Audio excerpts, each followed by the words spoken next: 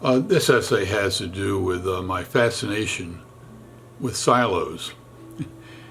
When I was an infant to my early teens, my parents would take the family down to visit cousin Laura and Ethel, who were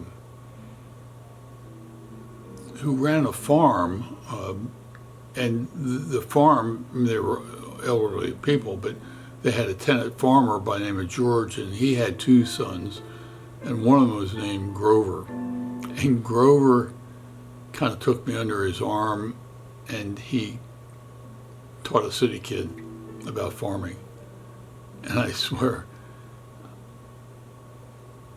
I know more about farming than 90% of all city kids, especially farming 70 some years ago. And and these are happy memories. I know how to milk cows. I know how to put the milkers on,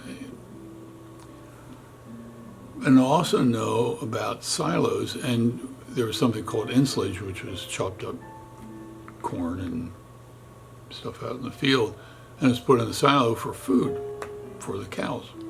And every once in a while, I had to go down with a pitchfork and throw the ensilage up to the barn. So that's kind of the backstory about silos. I live outside of Crown Point, Indiana, and there's a kind of a county road that's half a mile from my home. And you go down that county road, and all of a sudden, and I've been in this home for almost a quarter of a century, and back years and years ago, even before I moved in, there was a farm there, had a barn and a silo, and the people who owned the farm had a home. When I moved into this community, the barn had been replaced, was torn down, and the house has recently been torn down, and the only thing that remains of that farm is this silo. And the number of times I've passed that old farm and saw the silo, it part of it goes back. It helps me remember the past when I was a young kid. But what's really fascinating about this silo is that years and years ago, the top of the silo was blown off or fell in or something. And there is a tree growing inside the silo, and the branches are exposed to the top of the silo, and it's a fascinating place. And a couple days ago, and there's a subdivision there. They're starting a subdivision, and I'm afraid that they're going to tear down that silo.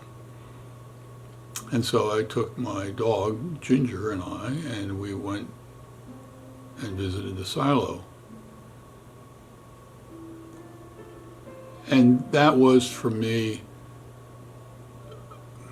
a moment of happiness, because there have been a lot of things, like medical issues in my life, that I'm lucky I'm around.